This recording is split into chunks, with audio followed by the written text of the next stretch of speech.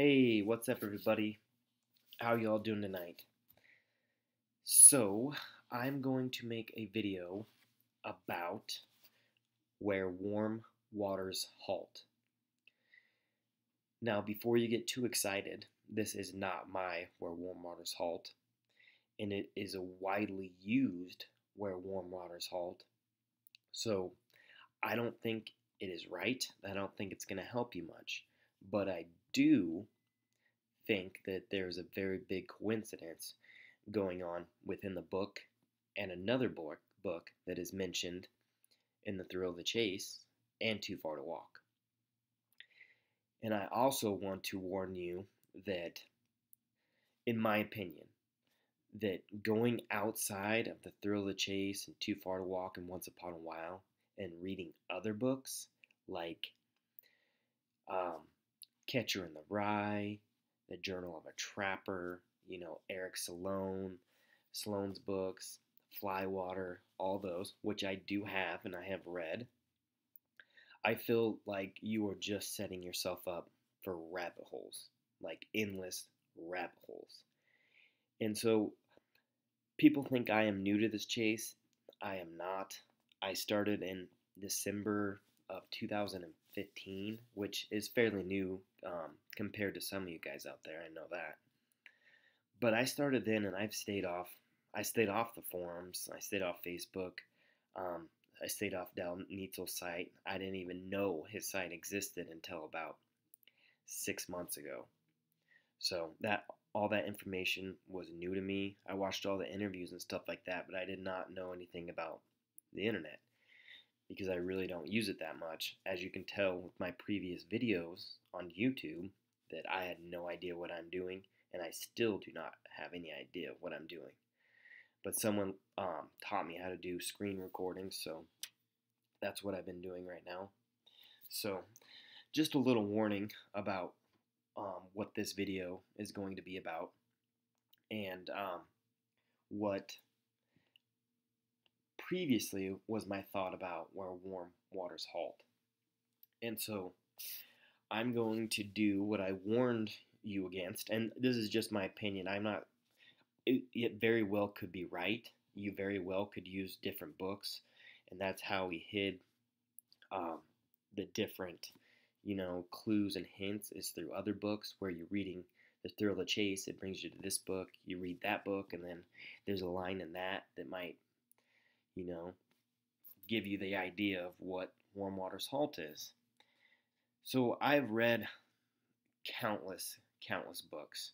I've thrown everything on the table and said anything goes.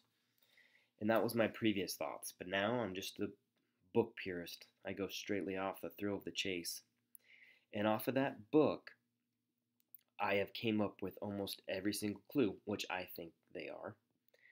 And I have matched them all to a map, which is kind of crazy. But I didn't start off in order. I found Heavy Loads in Water High, then I found No Place for the Meek, and then I found The End is Drawing Nigh, and then one of the last clues I found was Where Warm Waters Halt, and it all fits, surprisingly. So we will see this summer if it pans out or not. Like I said in my previous videos, I'm going to release this solve, which I think a lot of people will enjoy because it really goes in depth in the book, and it's kind of an example on how I think it should be solved, is using strictly the book and doing that and matching it to a map. But anyways, enough of that. So I'm going to go into Where Warm Waters Halt. And of course, the most popular chapter talked about with Where Warm Waters Halt is dun da da da, river bathing is best. Now, I'm not going to read this all, but I'm going to read this paragraph. So he says, anyway, occasionally I'd ride my bike into Yellowstone Park to a spot about 20 miles from town where a seldom used dirt road turned right off the main drag. From there was about a mile down that road to the Firehole River. Just before the river, there on the right, was a green geyser pool which spilled and spewed a small streamlet of boiling water that ran downhill for about 50 feet into the cold river, my secret bathing spot. Where the hot water tumbled into the stream was maybe 4 feet deep, long, and beautifully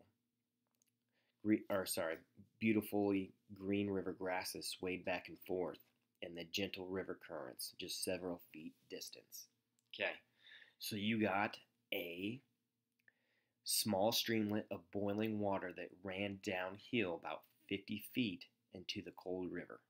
That was his secret bathing spot. And I don't think that necessarily that spot is the exact where Warm Waters Halt, but maybe this is what Warm Waters Halt, but you just have to find it on a map. So if you have the Journal of a Trapper, I have the paperback copy. I bought it at Barnes & Noble, so the page numbers might be different from you if you do have this book at home.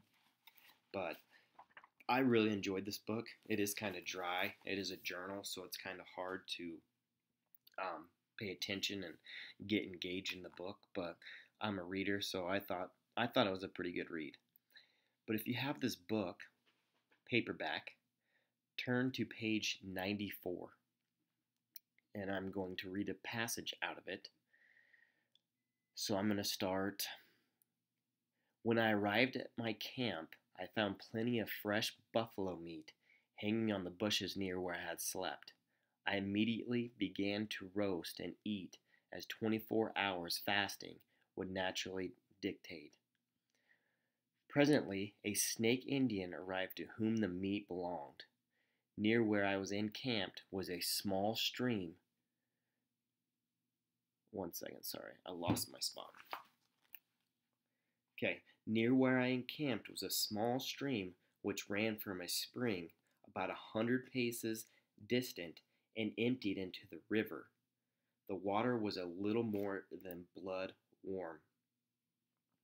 And then I'm going to skip down a little bit and read, the weather was extremely cold, but I felt very comfortable while walking about in the warm water. So I read that passage, and that instantly brought me back to Too Far to Walk, because there's a lot of coincidence here, right? You got a stream of boiling water running down. He says 50 feet in this one, and this one says 100 paces. I thought it was interesting that 50 is half the distance to 100. And also, you got the boiling water running down into a river. And then later he talks about, I felt very comfortable while walking about in the warm water. So Forrest Fenn was asked what warm meant to him, and he replied, warm means comfortable. And just so happens, in the Journal of a Trapper, he felt very comfortable while walking in the warm water, where the boiling water ran 100 paces down into the stream. So, I don't know if that's what Forrest Fenn is talking about in his poem about where warm waters halt, but I do think it is interesting that this is used in the book that he talks about that he read 12 times, and it correlates directly to the story in his book. It's very interesting. But if you have studied the books like I have and read all the other books that is mentioned, whether directly or indirectly, in The Thrill of the Chase and Too Far to Walk and whatnot, then you will find there's a lot of different stories that really correlate back to what is in his books. And I think he did it on purpose, just to keep people running around in circles.